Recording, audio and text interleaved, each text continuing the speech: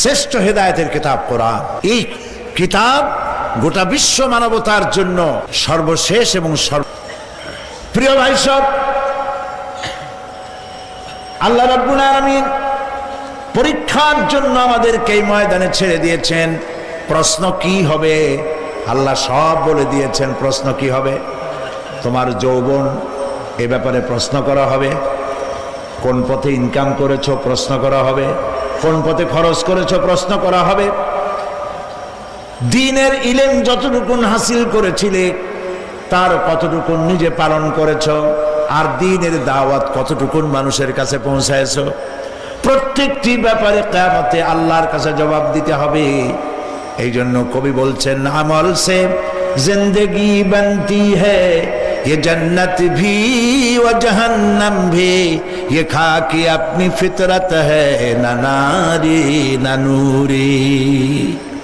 মানুষের জীবন আমল দিয়ে গঠন হয়, আমল দিয়ে জীবন গড়ে, নইলে এই মাটির তৈরি দেহ জান্নাত আর জাহান্নামের কিছু দিয়ে তৈরি হয় নাই। আপনি ইচ্ছে করলে দেহটাকে জাহান্নামের জন্য উপযোগী করতে পারেন, ইচ্ছে করলে এই দেহটাকে জান্নাতের জন্য উপযোগী করতে পারেন। এটি আপনার ইখতিয়ারে আল্লাহ দিয়েছেন, আপনাকে বাধ্য করা হয় নাই যে সেজদা না দিলে ফেরেশতা এসে ঘাড়ের উপরে পিটাবে, সুদ ঘুষ জেনা করলে পরে ঠ্যাং পিটায় ভেঙে দেওয়া হবে না। আপনি বাধ্য নন। আপনি সম্মানিত জীব আল্লাহ, সম্মানিত প্রাণী আল্লাহ পাকের, সেই জন্য মানুষকে বাধ্য করা হয় নাই। অটোনমাস বডি, অটোনমি দেওয়া হয়েছে, আপনাকে স্বাধিকার দেওয়া হয়েছে। চন্দ্র সূর্যের ব্যাপারে স্বাধিকার দেওয়া হয় নাই। রাত এখন 7:35, সূর্যের বাপেরও ক্ষমতা নাই বাংলাদেশে এখন উকি মারে, ঠিক কিনা? সে এখন আমেরিকায় রোদ দিচ্ছে, তাপ দিচ্ছে আমেরিকায়। ওকে নির্ধারণ করা হয়েছে যেভাবে, সেইভাবেই করতে হবে। পানি বলেন, পাহাড় বলেন, পাখি বলেন, চন্দ্র বলেন, গ্রহ বলেন, নক্ষত্র বলেন, সব জিনিস বাই হুক অ্যান্ড ক্রুক আল্লাহর হুকুম মানতে বাধ্য। কোরআনে কারীমে আল্লাহ পাক বলেছেন, আফা গায়রা দীনিল্লাহি ইয়াবগুন ওয়া লাহু আসলামা মান ফিস সামাওয়াতি ওয়াল আরদি তাওআন ওয়া কারহা। আল্লাহর দেওয়া জীবন ব্যবস্থা ছেড়ে দিয়ে তোমরা কি অন্য কোনো মতবাদ তালাশ করো? ওয়া লাহু আসলামা মান ফিস সামাওয়াতি ওয়াল আরদ, অথচ আকাশে যা আছে জমিনে যা আছে সব আনুগত্যের মস্তক আমার সামনে অবনত করে দিয়েছে। সুবহানাল্লাহ। মানুষকে আল্লাহ পাক ইখতিয়ার দিয়েছেন, ইচ্ছে করলে মাহফিলেও আসতে পারেন, ইচ্ছে করলে সিনেমাও ঢুকতে পারবেন, অসুবিধা নেই। অসুবিধার জন্য কিয়ামত, ওখানে হিসাব হবে। এখানে আপনি সূর্য চন্দ্র ফেরেশতারও কোনো মাজাল নাই, কোনো ইখতিয়ার নাই আল্লাহর হুকুমের বাইরে কিছু করে।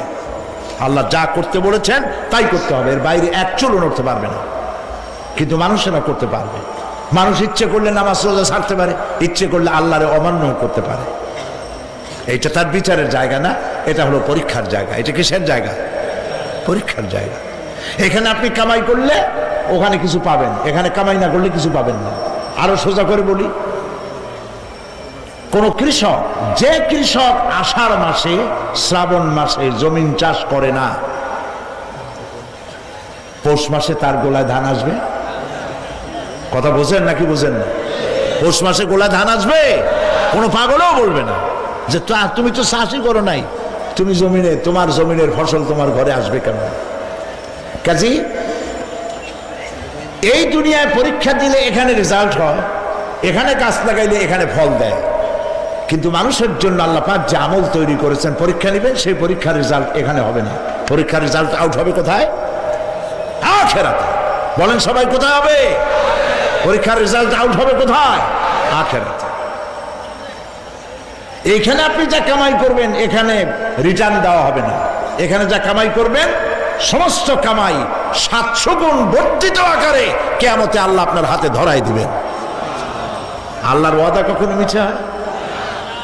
মিথ্যা হয় রাজনৈতিক দলের নেতারা, এই জাতীয় লোকেরা যারা মঞ্চে আসে আর বলে যে এবার আমাদের ভোট দেন, আমরা ক্ষমতায় যাইতে পারলে আপনারা না খাইয়া কেউ মরবেন না। কিন্তু কি খাইয়া মরবে তাও কয় না। সেদিন শুনলাম এই যে নির্বাচন এখন একটা চলতেছে, স্লোগান, বাপ দাঁড়াইছে, ছেলে তো বলে রহিম ভাই আমার ভাই, তোমার ভাই, বাপের নাম রহিম। তারপরে শুনলাম বলতেছে বেগুন ভাইয়ের চরিত্র, আজকাল নাম রাখে তো আদর করে বেগুন পটল, বেগুন ভাইয়ের চরিত্র ফুলের মতো পবিত্র। আমি আর একজনের পাশের থেকে কইল যে নামাজ পড়ে না, একক তো এমনই ফুলের মতো চরিত্র। তো দুনিয়ার ময়দানে আপনি যা কামাই করবেন এখানে রেজাল্ট আউট হবে, এখানে আপনি পাবেন ফল, এখানে পাবেন। যা করবেন এখানে গাছ লাগাবেন, ফল লাগাবেন, এখানে পাবেন। আর আল্লাহর জন্য যেটা করবেন সেটার ফল, সেটার রেজাল্ট কিয়ামতে বাইরে হবে। সুবহানাল্লাহ। এখানে পরীক্ষা দিয়ে যদি কেউ ফেল করে, ম্যাট্রিক পরীক্ষা দিয়ে ফেল করেছে, ফাজেল পরীক্ষা দিয়ে ফেল করেছে, আবার পরীক্ষা দিয়ে পাশ করার সুযোগ আছে, আবারও ফেল করেছে, আবারও পরীক্ষা দিয়ে পাশ করার সুযোগ আছে। 10 বার যদি ফেল করে আরো 10 বার পরীক্ষা দিয়ে পাশ করার সুযোগ আছে। কিন্তু কিয়ামতের দিন আল্লাহ রাব্বুল আলামিনের জীবনের পরীক্ষায় কোনো মানুষ যদি আল্লাহর আদালতে ফেল করে বসে একবার, দ্বিতীয়বার পরীক্ষা দেওয়ার আর কোনো সুযোগ নাই। এই পৃথিবীতে যদি কেউ নিম্ন আদালতে মামলায় হেরে যায়, জজ কোর্টে করবে, যদি হেরে যায় হাইকোর্টে করবে, হেরে গেলে আপিল করবে সুপ্রিম কোর্টে, সুপ্রিম কোর্টেও যদি হেরে যায় তাহলে প্রেসিডেন্টের কাছে আপিল করবে, সুযোগ আছে কয়েকবার। কিন্তু কিয়ামতের দিন জীবনের আদালতে কোনো মানুষ যদি একবার ফেল করে বসে, জীবনের মামলায় যদি একবার হেরে যায়, দ্বিতীয়বার আপিল করার আর কোনো জায়গা নাই। সেই আখিরাতে রেজাল্ট আউট হবে। আমরা সব মরে যাব, আমরা সব কি হব? সব মরে যাব। আল্লাহ পাক আমাদেরকে উঠাবেন আবার। মানুষকে কবরে রাখার সময় আমরা কি বলি? মিনহা খালাকনাকুম, জানেন না? পড়েন, মিনহা খালাকনাকুম ওয়া ফিহা নুঈদুকুম ওয়া মিনহা নুখরিজুকুম তারাতান উখরা। এই মাটি দিয়ে তোমাকে তৈরি করা হয়েছিল, এই মাটির মধ্যে রেখে গেলাম, এর থেকে আবার তোমাকে উত্থিত করা হবে। কে বলতেছেন এ কথা? আল্লাহ পাক বলছেন, আল্লাহ তাআলা বলছেন। কি নিষ্ঠুর এই পৃথিবী! ভেবে দেখেছেন কি একবারও কি ভেবে দেখেছেন এই পৃথিবী কত নিষ্ঠুর? এই সন্তান সন্ততি সব একটি মোহ, একটি মায়া, একটি মহব্বত, একটি প্রতারণা। যে বইয়ের জন্য হারাম ইনকাম করেছেন, যে সন্তানদের জন্য হারাম ইনকাম করেছেন, জান দিলেন, রক্ত দিলেন, জীবন দিলেন, সারা রাত কষ্ট করেছেন, দৌড়দৌড়ি করেছেন, যখন মরে গেলেন, যে বাচ্চাটা আপনি কোলে না নিলে কলিজা ঠান্ডা হয় না, সেই বাচ্চা বলবে, মাকে বলবে, মা বাপের লাশ যে রুমে আছে আমার সেখানে নিও না, আমার ভয় করে। ঠিক কিনা? স্ত্রীও আরো 2-1 লোক না হলে লাশের ঘরে থাকতে পারবে না, তারও ভয় করবে। থাকলে বড় জোর মা থাকতে পারে, বাপ থাকতে পারে। যাকে বিবাহ করার পর অনেক সন্তান আছে, মা বাপকে চোখে দেখতে পারে না, বউর কথা মতো মায়ের সাথে কথা বলা বন্ধ করে দেয়। হয়তো কুমিল্লা এরকম নাও থাকতে পারে। বউ তো নালিশ করছে, মায়ের সাথে কথা কয় না, আবার বলে এই বুড়িটা মরে না কেন? নাউযুবিল্লাহ, নাউযুবিল্লাহ। বুড়িটারে মরার কথা বলতেছো তুমি।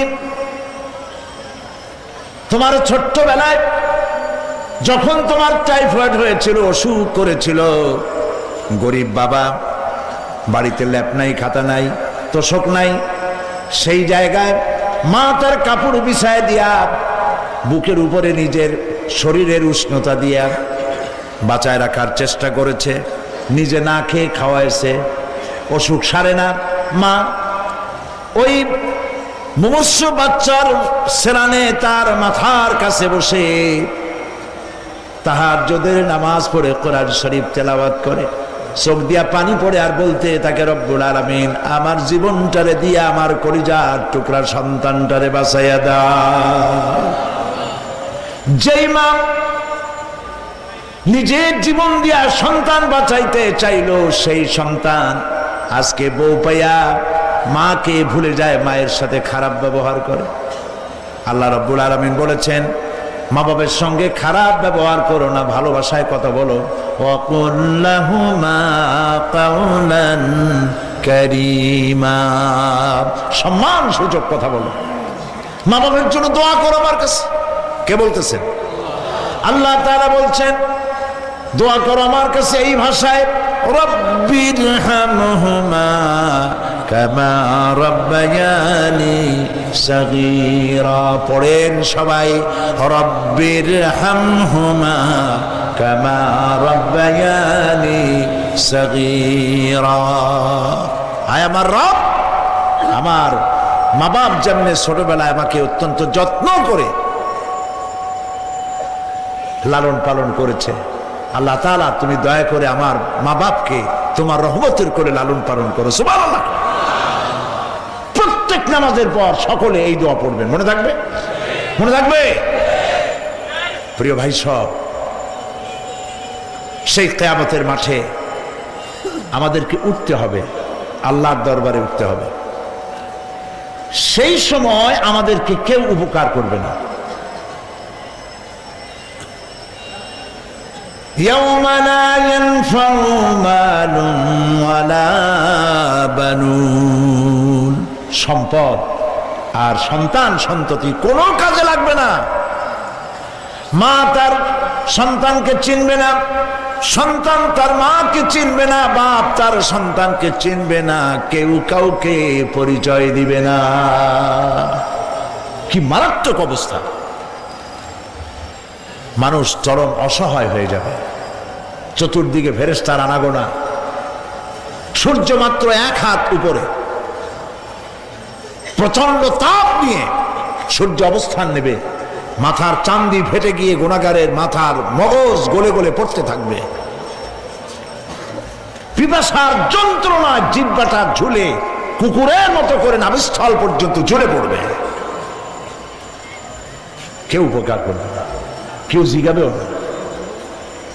অনেক লোক আছে পীরের কাছে মুরিদ হয় আর মনে করে পীর সাহেব তারে কিয়ামতে সুপারিশ করবে। অসম্ভব। আয়াতুল কুরসির মধ্যে আমরা পড়ি, মান যাল্লাযী ইয়াশফাউ ইনদাহু ইল্লা বিইজনিহি। কে আছে এমন, কার হিম্মত আছে আল্লাহ পাকের বিনা অনুমতিতে কথা বলে? সুবহানাল্লাহ বলে। কোথার পীর, কোথার খাজা বাবা হারায় যাবে। ইব্রাহিম আলাইহিস সালামের মতো পয়গম্বর কি মনে করে? আল্লাহর খলিল। ইব্রাহিম আলাইহিস সালাম আল্লাহর কি? আল্লাহর খলিল।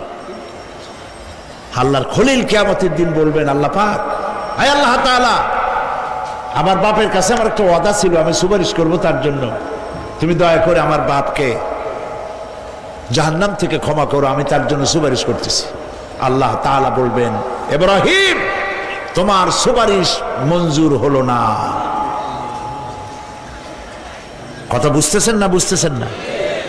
ইব্রাহিম আলাইহিস সালাম যদি বাপের জন্য সুপারিশ করতে না পারে, ইব্রাহিম আলাইহিস সালাম তিনি যদি তার বাপের জন্য সুপারিশ করিয়া যদি ব্যর্থ হন, আপনার পিসাব কোন কামে লাগবে চিন্তা করেন। নবী করিম সাল্লাল্লাহু আলাইহি ওয়াসাল্লামকে প্রশ্ন করা হয়েছে, হে রাসূল, আপনার আব্বা আম্মার অবস্থা কি হবে?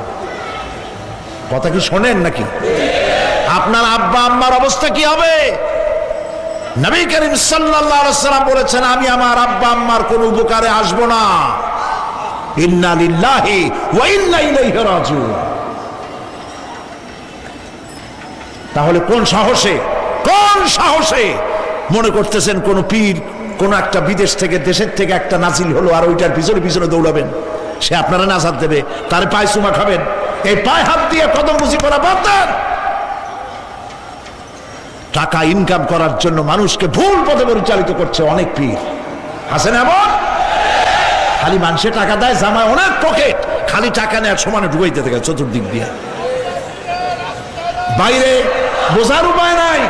কিন্তু অনেক পীর আছে এমন, ঢাকা শহরে বড় বড় মার্কেটের মালিক, আমি জানি, বড় বড় মার্কেটের মালিক, বিরাট ব্যবসায়ী, জামা পরিষ্কার করে না 2 মাসেও।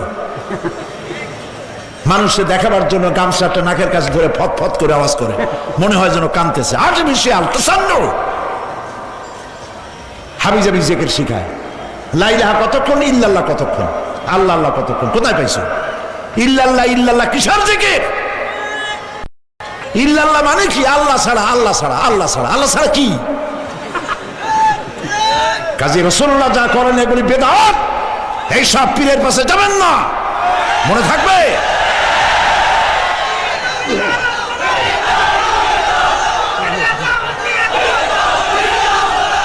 প্রিয় ভাই সব, কিয়ামতের দিন আপনার আমল, একমাত্র আমল আপনাকে বাঁচাইতে পারবে। এই কোরআন শরীফে আল্লাহ পাক বলেছেন, ইয়া আইয়ুহাল্লাযীনা আমানু আবতাগু ইলাইহিল ওয়াসিলা, হে বিশ্বাসীরা ওসিলা ধরো। ধুরন্ধর এক শ্রেণীর লোকেরা এর অর্থ করেছে পীর ধরো। দুনিয়ার কোন তাফসীর, যত মুফাসসির পৃথিবীতে জন্মগ্রহণ করেছেন, কোন মুফাসসির এটা বলেন নাই আবতাগু ইলাইহিল ওয়াসিলার মানে হলো পীর ধরো।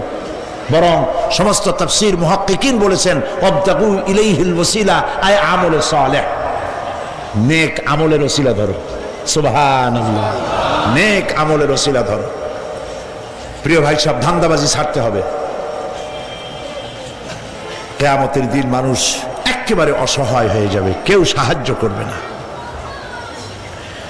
সেই দিন প্রশ্নগুলি, প্রশ্নপত্র সামনে আসবে, আমলনামাগুলি বেঈমানের পিছন দিক থেকে বাম হাতে আসবে, আর ইমানদারের সামনের থেকে ডান হাতে আসবে। আমলনামা হাতে পাওয়ার সঙ্গে সঙ্গে বেঈমান বুঝে ফেলবে তার জায়গা কোথায়। কলিজা তখন গলার কাছে চলে আসবে। সত্য ছিল একসাথে। মনে করেন এই মাহফিলের মধ্যে, মনে করেন এইখানে সন্ত্রাসী আছে, খুনি আছে, ওয়ান্টেড, মোস্ট ওয়ান্টেড আসামি এর মধ্যে আছে, ধরা যাচ্ছে না। অনেক মানুষের মধ্যে হঠাৎ করে অর্ডার হলো যে ভিতরে এসবিআইবি ঢুকিয়ে দেওয়া হয়েছে, গোয়েন্দা বিভাগের লোক ঢুকিয়ে দেওয়া আছে, সন্ত্রাসী মোস্ট ওয়ান্টেড যারা আছে বেরিয়ে পড়ো, 1 মাসে চলে আসো। তখন অবস্থাটা কি হবে তাদের? মজা লাগবে? পায়ের রক্ত মাথায় উঠে যাবে, চোখ দিয়ে রক্ত পড়া শুরু করবে। সমস্ত মানুষ একসাথে ছিল হাসরের ময়দানে, হঠাৎ করে অর্ডার হয়ে যাবে, ওয়ামতাজুল ইয়াওমা আইয়ুহাল মুজরিমুন, হে অপরাধীর দলেরা আলাদা হয়ে যাও। ইন্না লিল্লাহ, আলাদা হয়ে যাও। সমস্ত মানুষ সেখানে খালি পায়ে উঠবে, কারো পায়ে জুতা নাই, স্যান্ডেল নেই, পরনে কোনো কাপড় নাই, গায়ে কোনো কাপড় নাই, মাথায় কোনো আবরণ নাই। হযরত আয়েশা সিদ্দিকা রাদিয়াল্লাহু তাআলা আনহা, তিনি নবী করিম সাল্লাল্লাহু আলাইহি ওয়াসাল্লামের কাছে কিয়ামতের এই বর্ণনা শুনে কাঁদতেছিলেন আর বলতেছিলেন, হে আল্লাহর রাসূল, কিয়ামতে সকলকে ভাবে উঠতে হবে, এমনকি আমাকেও? হুজুর বললেন, প্রত্যেকটি মানুষকেই উলঙ্গিনী হয়ে উঠতে হবে। তিনি প্রশ্ন করলেন, তখন কি শরম হবে না? নবী করিম সাল্লাল্লাহু আলাইহি ওয়াসাল্লাম বলছেন, জাহান্নামের ভয়তে কেউ কারো দিকে তাকাবার সুযোগ পাবে না। সব উপরের দিকে তাকায় থাকবে আর বলবে, আল্লাহ আমারে বাঁচাও, আল্লাহ আমারে রক্ষা করো।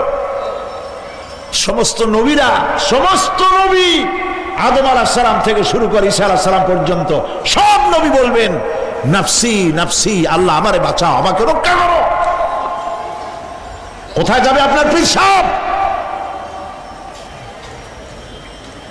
একমাত্র ব্যক্তি, একমাত্র ব্যক্তি বিশ্বনবী মুহাম্মদুর রাসূলুল্লাহ সাল্লাল্লাহু। মানুষেরা হয়রান হয়ে যাবে, আদম আলাইহিস সালামের কাছে যাবে, আবাল বাশার, আপনি প্রথম মানুষ, আমরা বিপদে শেষ হয়ে গেছি, 50,000 বছর দাঁড়ায় আছি। কয় বছর দাঁড়ায় থাকতে হবে? কোথায় আছে? এই কোরআন শরীফে 50,000 সানা মিম্মা তাউদ্দুন। এই পৃথিবীতে গণনা করলে 12 মাসে 1 বছর, 12 বছরে 1 যুগ, এরকম করে করে 50,000 বছর পৃথিবীতে গুনলে যত বড় লম্বা হয়, বিচারের দিনটা এত বড় লম্বা হবে। সবাই বলবে আদম আলাইহিস সালাম আমাদের জন্য একটু আল্লাহকে সুপারিশ করুন যেন তিনি আমাদের বিচারটা তাড়াতাড়ি করে দেন। তিনি বলবেন আমার পক্ষে সম্ভব নয়, আল্লাহর সামনে দাঁড়িয়ে কথা বলার আমার কোনো সাহস নাই, আমি পারবো না। নূহ আলাইহিস সালামের কাছে যাও। নূহ আলাইহিস সালাম বলবেন আমি পারবো না। মুসা আলাইহিস সালামের কাছে যাও। তিনি বলবেন আমি পারবো না। ইব্রাহিম আলাইহিস সালামের কাছে যাও। একজন আরেকজনের কাছে পাঠাবে। সর্বশেষ ঈসা আলাইহিস সালামের কাছে লোকেরা আসবে, হাসরবাসী। ঈসা আলাইহিস সালাম বলবেন আমি তো পারবোই না, কারণ পৃথিবীর শত শত কোটি নাসারারা আমাকে আল্লাহর ছেলে বলেছে, অথচ আমি তাদের তা বলতে বলি নাই। আমি নিজের ব্যাপারেই আজকে শঙ্কিত, আমারে তারা আল্লাহর ছেলে বলছে। আল্লাহ আজকে আমার সাথে কি ব্যবহার করবেন আমি তো জানি না, আমি নিজেই বিপদে আছি। তবে আমি তোমাদের ব্যাপারে একটা পরামর্শ দিতে পারবো। একজন ব্যক্তি আছে যার কাছে গেলে তিনি কথা বলতে পারবেন, তিনি বিশ্বনবী রাহমাতুল লিল আলামিন জনাব মুহাম্মদ রাসূলুল্লাহ সাল্লাল্লাহু আলাইহি ওয়াসাল্লাম। তার কাছে চলে যাও, হাসরবাসীরা তার কাছে চলে যাবে। নবীজি সকলের কথা শুনে সিজদায় পড়ে কাঁদতে থাকবেন। তিনি বলবেন হাসরবাসীদেরকে আশ্বস্ত করবেন এই কাজ আমার কাজ, আমি বলবো আল্লাহ পাককে। তিনি সিজদায় পড়ে কাঁদবেন। রব্বুল আলামিন প্রশ্ন করবেন, হে আমার রাসূল, আপনার তো আজকে কান্দার দিন না, আপনি কাঁদেন কেন? আমি আপনাকে মাকামে মাহমুদ দিয়েছি, কাউসারের মালিক বানাই দিয়েছি। আপনি জান্নাতে প্রবেশ করার আগে কেউ ভেস্টে যাইতে পারবে না, এই সম্মান দিয়েছি, কাঁদেন কেন? নবীজি বলেন রব্বুল আলামিন যা তুমি আমার জন্য বরাদ্দ রেখেছো সব আমি পেয়েছি বা পাবো, আমি কান্দি আমার উম্মতের কি হবে? আল্লাহ রাব্বুল আলামিন তাকে পারমিশন দিবেন, আপনার নেককার জান্নাতি উম্মতগুলি আপনি বেছে নিন। নবী করিম সাল্লাল্লাহু আলাইহি ওয়াসাল্লাম পারমিশন পাবেন। আল্লাহর পারমিশন ব্যতি রেখে আল্লাহর দরবারে কথা উচ্চারণ করার ক্ষমতা কেন হবে না? সুবহানাল্লাহ। এই কথা ভাববার কোনো কারণ নাই। অমুক পীর সাহেবের অনেক মুরিদ আছে, সব মুরিদ টুরিদ নিয়ে নারে তকবীর জিন্দাবাদ, পীর সাহেব জিন্দাবাদ, এই সমস্ত বাদ বোধ কামে লাগবে না। ওয়া কুল্লুহুম ইয়াতিহি ইয়াউমাল কিয়ামাতি ফারদা। কিয়ামতের দিন প্রত্যেককে একজন একজন করে আসতে হবে আল্লাহর দরবারে। আল্লাহ বলেছেন একজন একজন একজন, মিছিল করার উপায় নেই। আল্লাহ রাব্বুল আলামিনের দরবারে হাজির হয়ে যাবে সেই কঠিন হাসরের ময়দানে বাঁচার জন্য। নবীজি দোয়া শিখায় দিয়েছেন, দোয়া করো আল্লাহুম্মা হাসিবনি হিসাবান ইয়াসীরা। পড়েন আমার সাথে, আল্লাহুম্মা হাসিবনি হিসাবান ইয়াসীরা, আল্লাহুম্মা হাসিবনি হিসাবান ইয়াসীরা। হে আল্লাহ তুমি আমার সহজ হিসাব নাও। নবী করিম সাল্লাল্লাহু আলাইহি ওয়াসাল্লাম নিজেই দোয়া করেছেন। চিন্তা করেন, আল্লাহ পাক নিজে, আল্লাহ তাআলা তিনি নিজে প্রশ্ন করবেন এবং পাপগুলি দেখাই দেবেন, এই সব পাপ করছো। মানুষ আল্লাহর বান্দা ভয় চোটে কলজা গলা দিয়ে বেরিয়ে যেতে থাকবে, বেরিয়ে যেতে চাইবে, তার বাষ্পরুদ্ধ হয়ে আসবে, বলতে থাকবে আল্লাহ আমি করে ফেলেছি, আমি মাপ চাই, তোমার কাছে ক্ষমা ভিক্ষা চাই। আল্লাহ রাব্বুল আলামিন বান্দার কাকুতি বিরতির দিকে লক্ষ্য করে বলবেন, বান্দারে আমি তোকে ক্ষমা করে দিলাম। এটাই হলো হিসাব ইয়াসির, সহজ হিসাব। এই সহজ হিসাব কার কিসমতে আছে কার কিসমতে নাই তা আমরা কেউ জানি না। এই দুনিয়াটাকে আল্লাহ পাক বানাইছিলেন পরীক্ষা নেওয়ার জন্য। কি জন্যে? পরীক্ষা নেওয়ার জন্য। পরীক্ষায় যার যে বয়স এখন আছে, এখানে আমার যা বয়স আপনার যা বয়স, এই বয়সে যা যা করছি এখন হিসাব করেন, ছোটবেলায় কই মাছের কাঁচা গলার মধ্যে ঢুকছিল, তখন ক্লাস 2-তে পড়ি। এরকমের একটা ঘটনা মনে আছে কিনা? মনে নাই? অন্যের বাড়ির আম পাড়তে গিয়া বাড়িওয়ালার সামনে পড়ছিলেন, 2টা থাপ্পড় দিছিল, এসব কথা মনে আছে না? আছে কিনা?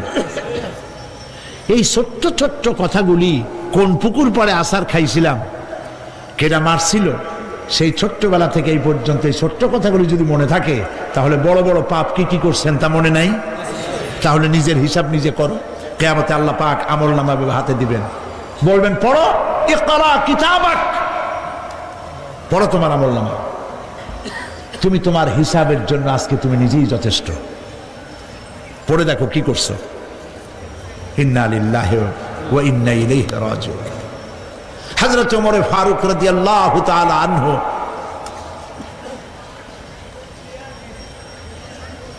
তিনি একবার অন্ধকার রাত্রে যাচ্ছিলেন, পিছনে ছিল অনেক লোকজন ছিল।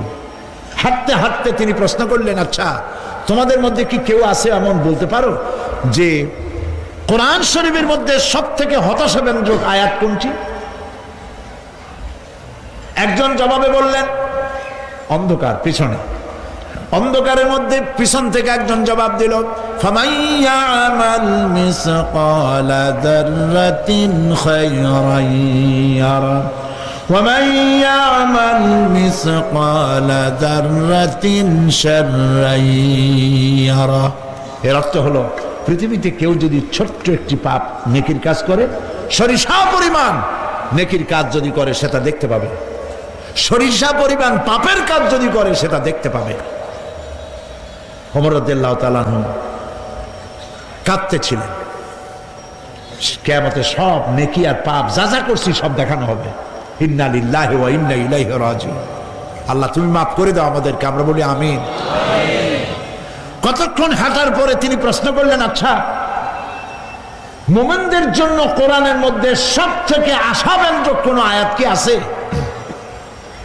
পেছন থেকে আওয়াজ এলো, মুমিনদের জন্য আশাব্যঞ্জক একটি আয়াত আল্লাহ রাব্বুল আলামিন কোরআনের মধ্যে দিয়েছেন, সেটি হচ্ছে লা তাকনাতু মির রাহমাতিল্লাহ। আমার রহমত থেকে, আল্লাহর রহমত থেকে হতাশ হয়েও না, নিরাশ হয়ে যেও না। অর্থ হচ্ছে এই, আমরা পাপ করেছি, আমরা সবাই গুনাহগার কিনা বলেন? স্বীকার করি আমরা সবাই গুনাহগার কিনা? সবাই গুনাহগার। এই গুনাহগার মানুষগুলি যদি গুনায় তওবা করে, গুনার জীবনে করব না তওবা করে কেউ যদি আল্লাহর রহমতের দিকে এক বিঘত অগ্রসর হয়, হাদিসে কুদসির ভিতরে এসেছে, আল্লাহ পাক বলেন আমি আমার ওই বান্দার দিকে এক হাত আগায়া যাই। কোন বান্দা যদি গুনাহ তওবা করে আর যদি গুনাহ না করে আমার দিকে যদি হেঁটে আসে, আমার রহমত বান্দার দিকে দৌড়াইয়া যায়। আল্লাহর গজবের চাইতে রহমত বেশি। বান্দা তোমার গুনাহ যদি আকাশ সমান হয়, আল্লাহর, তোমার গুনাহ যদি পাহাড় সমান হয়, আল্লাহর রহমত আকাশ সমান। তোমার গুনাহ যদি আকাশ সমান হয়, আল্লাহর রহমত তার আরশে আজিম ছায়া গেছে। সুবহানাল্লাহ। মাপ চাও, ক্ষমা চাও, তওবা করো, জীবনে গুনাহ আর করব না। যে ব্যক্তি তওবা করবে, গুনাহ থেকে বাঁচবে, আল্লাহ তাদেরকে রক্ষা করবেন। প্রিয় ভাইয়েরা, এই দুনিয়ার জিন্দেগিতে পৃথিবীর মহব্বতে আমরা পাগল হয়ে গেছি। সবাই শুধু টাকা টাকা, টাকা ছাড়া দুনিয়াটা ফাঁকা। দুনিয়া কা মজা লে লো, দুনিয়া তোমারি হ্যায়। খাও দাও ফুর্তি করো, দুনিয়াটা মস্ত বড়। এগুলি শয়তানদের কথা। কাদের কথা? শয়তানদের কথা। আল্লাহ বলেছেন কুলু ওয়া তামাত্তাউ, খা, জব্বার খাও, খা, খার ফুর্তি কর। মাতাউন কালিল সুম্মা মাওয়াহুম জাহান্নাম ওয়া বিসাল মাসির।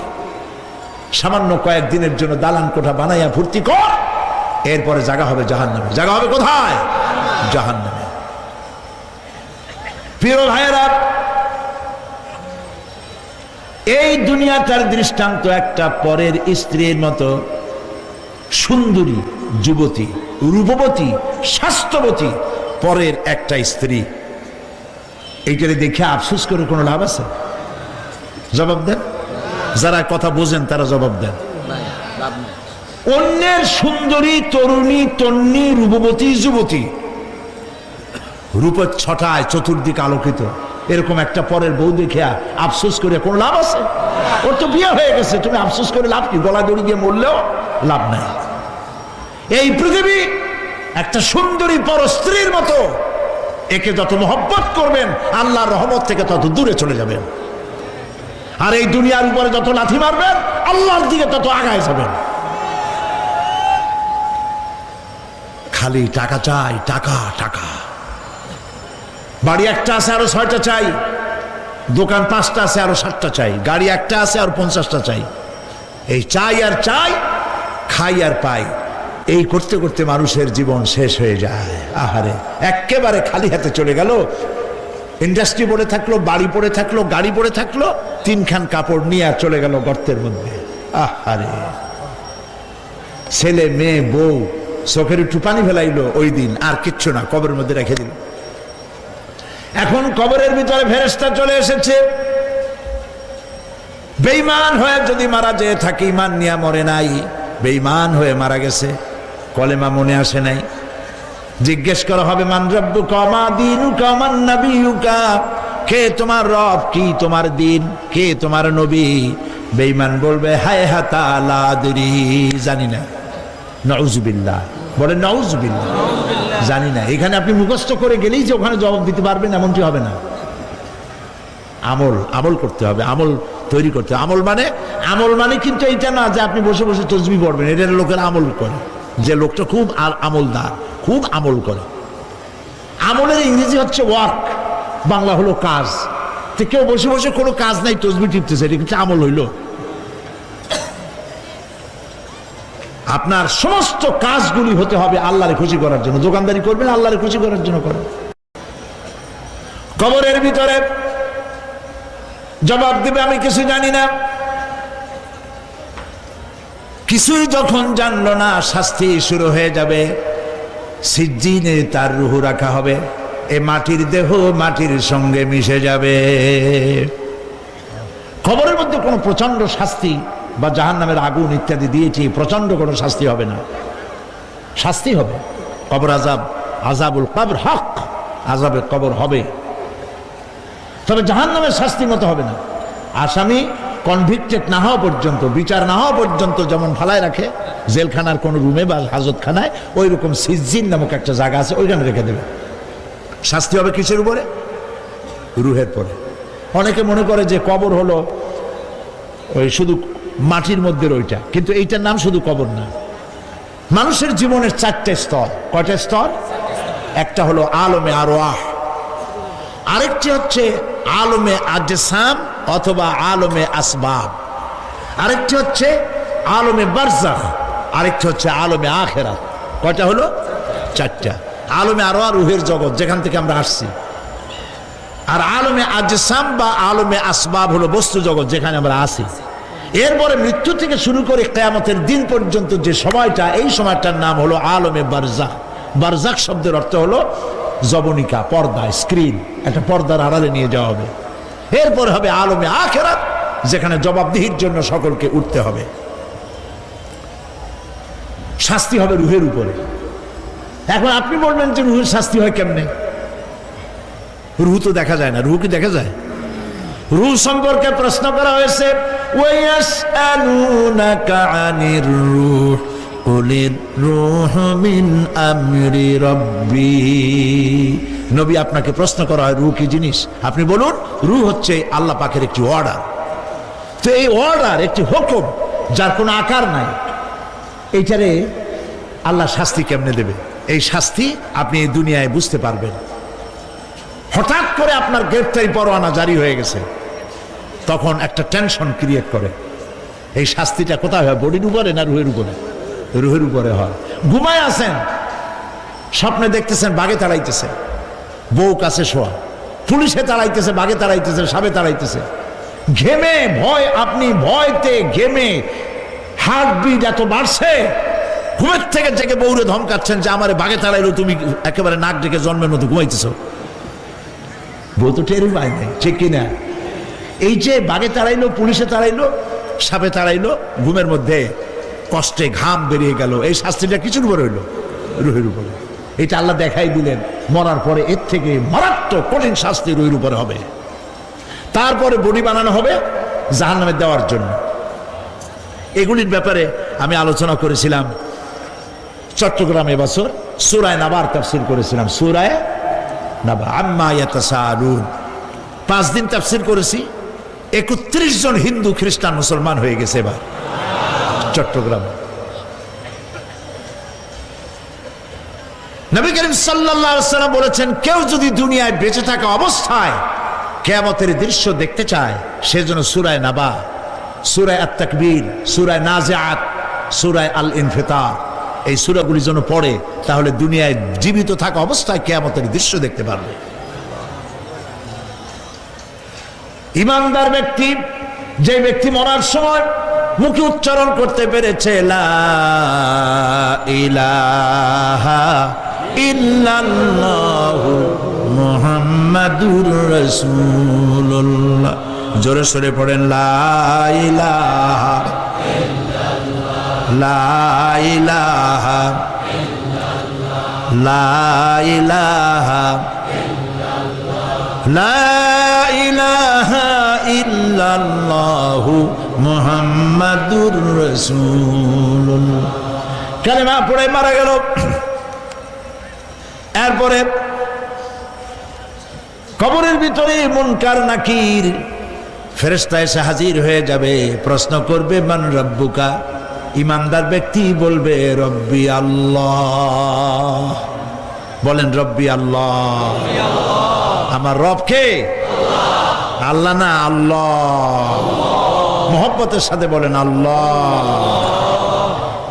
কেউ যদি হৃদয়ের গভীর কন্দর থেকে, কলিজার মধ্য দিয়ে, মনের মণিকোটা থেকে একবার যদি গভীর রাত্রে জেগে একবার যদি বলে আল্লাহ, আল্লাহ পাক 70 বার সাড়া দিয়ে জিজ্ঞেস করেন, বান্দা কি চাও বলো, আমি হাজির। কি মজার নাম আল্লাহ! এর থেকে মজার নাম পৃথিবীতে নাই। এই মজা বেশি পাবেন তাহাজ্জুদের সময়। সুবহানাল্লাহ বলেন। রাত জাগতে শিখুন, তাহাজ্জুদের নামাজের অভ্যাস করুন। সমস্ত নবীদের উপরে তাহাজ্জুদ পড়া বাধ্যতামূলক ছিল। গভীর রাত্রে সব ঘুমানো, আপনি জাগুন, উজু করুন, একটা রুমের মধ্যে একা চলে যান, দরজা বন্ধ করে দিন, তারপরে 6 রাকাত 8 রাকাত নামাজ পড়ে কান ধরিয়ে আল্লাহর কাছে বলতে থাকেন, আল্লাহ আমি এই সমাজের একজন নগণ্য মানুষ, তুমি দয়া করে আমারে কত টাকা দিছো, পয়সা দিছো। আমার মতো বিদ্যা জানাওয়ালা লোকেরা রিক্সা চালায়, অফিসে চাকরি করে, খাইয়া বউরেও ভালো কাপড় দিতে পারে না। তুমি আমারে কই থেকে কই নিয়ে আসছো বাবু, তার আমি শুধু নাফরমানি করছি, গুনাহ করছি, মিথ্যা কথা বলছি। আল্লাহ তুমি আমারে মাফ করো। গভীর রাত্রে গুনগুন করে নিজের কানে ধরে অপরাধ স্বীকার করে কাঁদতে থাকেন আর ডাকতে থাকেন, ইয়া আল্লাহু ইয়া রহমানু ইয়া রহিমু ইয়া হাইয়ু ইয়া কাইয়ুম। পড়েন ইয়া আল্লাহু ইয়া রহমানু ইয়া রহিমু ইয়া হাইয়ু ইয়া কাইয়ুম। ইয়া আল্লাহু ইয়া রহমানু ইয়া রহিমু ইয়া হাইয়ু ইয়া কাইয়ুম। চোখের পানি ফেলে। নবীজি বলেছেন, আল্লাহর ভয়েতে গুনাহ করেছিল সেই লজ্জা করে, আল্লাহর ভয়েতে, জাহান্নামের ভয়েতে মানুষ যখন কান্দে, চোখের পানি নাকের অর্ধেক আসতে না আসতে আল্লাহ পাক তারে মাফ করে দেন। আল্লাহ পাক। মা, বাচ্চা যদি কান্দে মা সইতে পারে বলেন? মায়ের চাইতে আল্লাহর মহব্বত কম না বেশি? মহব্বতকে আল্লাহ পাক 100 ভাগ করেছেন,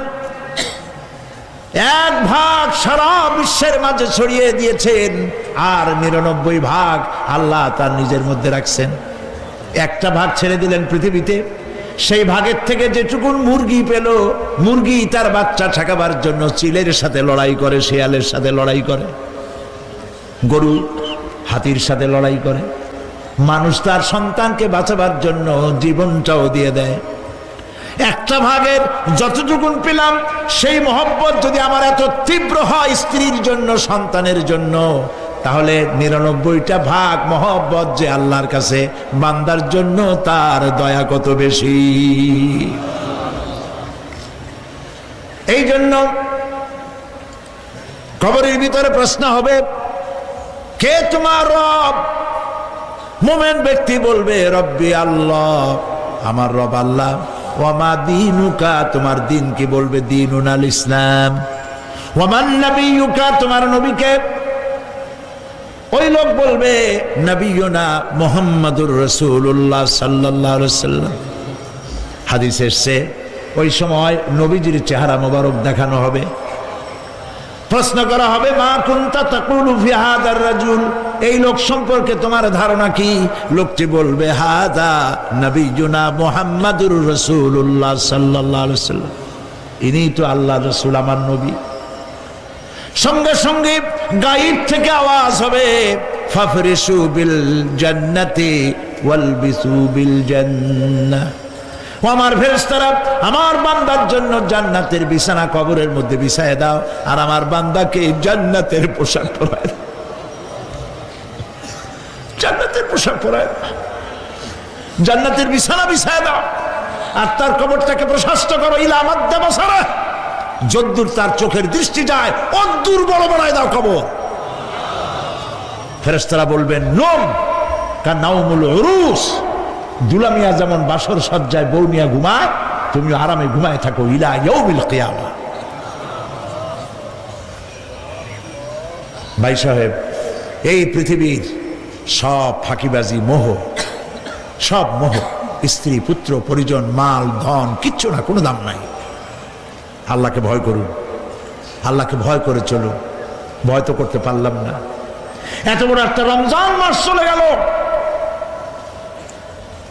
রোজা আসছিল তাকওয়া সৃষ্টি করার জন্য, সারা জীবন রোজা রাখলাম, মুত্তাকি হইতে পারলাম না। এটা ঠিক কিনা বলুন? সারা জীবন রোজা রাখলাম, মুত্তাকি হইতে পারি নাই। এখনো মিথ্যা কথা বলি, ওজনে কম দেই, খাদ্যে ভেজাল দেই। কথা ঠিক কিনা? মিথ্যা কথা বলতেছেন। মিথ্যা কথা বলা কবিরা গুনাহ, মিথ্যা কথা বলা সমস্ত গুনার মা। কথায় কথায় মিথ্যা বলা হচ্ছে। দোকানদারি করতেছেন, কষ্ট করে মাল কিনছেন, লাভের জন্যই তো কিনছেন, মিথ্যা কন কেন? ওজনে কম দিচ্ছেন, ভেজাল দিতেছেন, ভেজাল দিয়া কম দিয়া কয় টাকা উপার্জন করবেন? আর কতগুলি খাইতে পারবেন আপনি? চাউলের মধ্যে তুষ দিলেন, কুড়া দিলেন, পাথর দিলেন। আহারে মুসলমান, কি কপাল পোড়া! ওজন দিতে গিয়া একটু খিস দিয়া ধরে যেদিকে পাথরটা, আর মালটা যেদিকে সেদিক একটু নিচু করে দেয়। যে কেনে সে মনে করে মাশাআল্লাহ, লোকটা তো খুব ভালো, আমার তো বেশি দিছে। কিন্তু বাড়ি যেয়ে দেখবেন আপনারা 14 গ্রাম কম দিছে।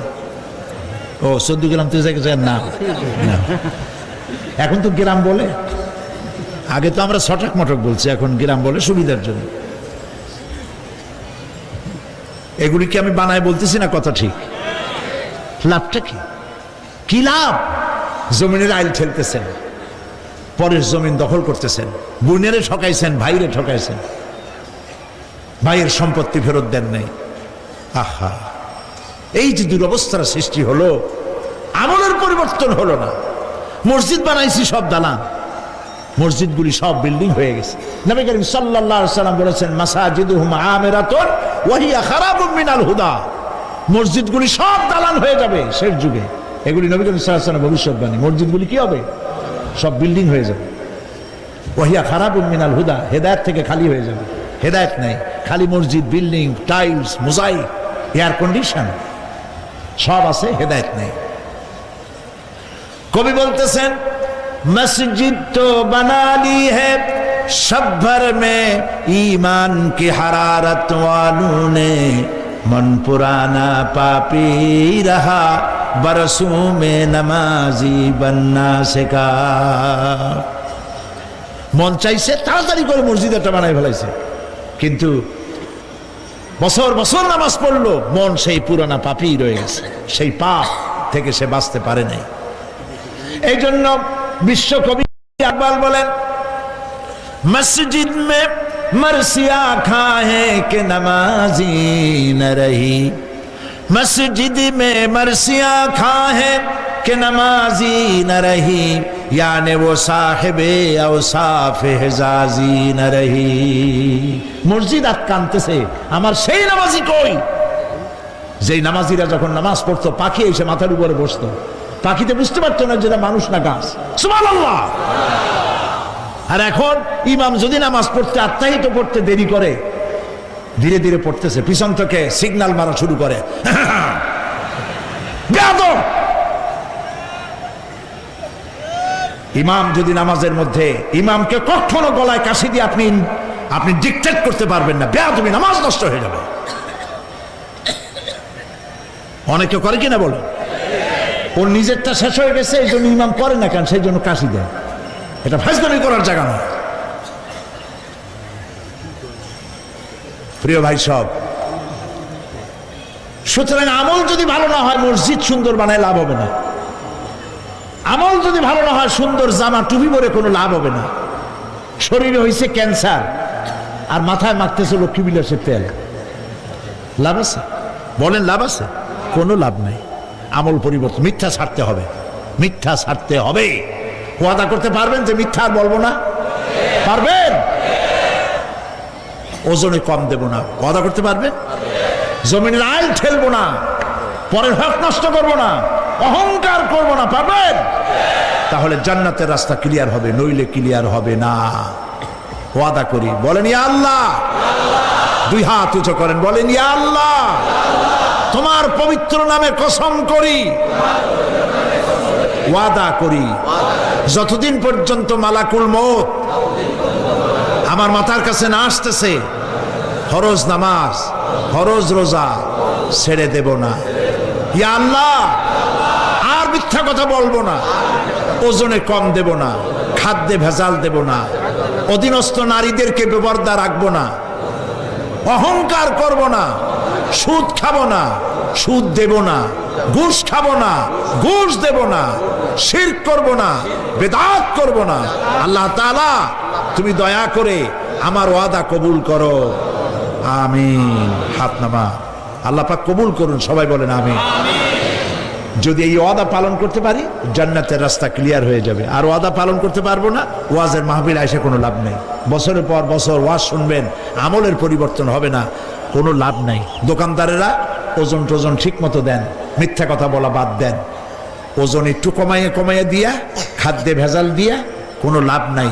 এগুলি আপনি কবরে নিতে পারবেন না, শুধু পাপ আর পাপ। কথা বুঝে আসছে আপনাদের? আর প্রত্যেকটি মানুষকে তাওহীদবাদী হতে হবে, শিরক মুক্ত হতে হবে। শিরক হলো মাজারগুলিতে গিয়ে মনের আশা আকাঙ্ক্ষা সেখানে বলা, এটি হচ্ছে শিরক। এই কাজ আপনারা করবেন না। কুমিল্লা কি মাজার আছে? আছে? কোন মাজারে যাবেন না, কোনোদিন যাবেন না, কোনো প্রয়োজন নাই। বিপদে পড়েছেন, উযু করবেন, মসজিদে চলে যাবেন, সুবহানাল্লাহ বলেন। মসজিদে গিয়ে 2 রাকাত কাজায়ে হাজতের নামাজ পড়বেন, আল্লাহর কাছে কাঁদবেন।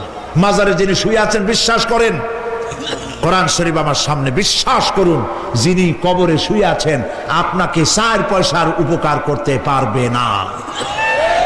মাঝখানে আপনি শিরকের গুনাহ নিয়ে আল্লাহর দরবারে হাজির হবেন। মাজারে টাকা দিবেন না, পয়সা দিবেন না, মানত করবেন না। মাজার একটা ব্যবসা।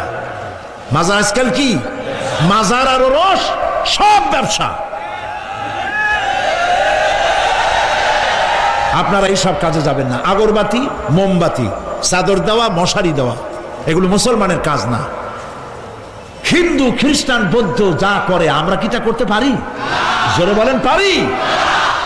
কবরে যদি একটু চিন্তা করেন ভাইরা, মাথাটা একটু খাটান, কবরে যদি চাদর দেওয়াই লাগে তাহলে রাসূল করিম সাল্লাল্লাহু আলাইহি সাল্লামের কবরের উপরে সোনার সুতা দিয়ে চাদর দেওয়া উচিত ছিল। তুলার সুতা না, সোনার সুতা। আর ওই রকমের দেওয়ার সিস্টেম হলে উম্মতেরা সোনার সুতা না, নিজের বুক নিজে ভাইয়া কলিজা পার করে রাসূলুল্লাহর কবরের উপর দিয়ে দিত। নবীর পরে সম্মান সাহাবায়ে কেরাম। সাহাবায়ে কেরামদের কবরের উপরে চাদর নাই, আগরবাতি নাই, মোমবাতি নাই, গোলাপ পানি নাই, গম্বুজ নাই। মাজার একটা হইছে, সেটারে গম্বুজ বানাইতে হবে। কেন গম্বুজ বানাবে? দরকারটা কি? তওবা করুন, জিন্দেগিতে আর কোনোদিন মাজারে কোনো সাহায্য করবেন, এক পয়সাও না।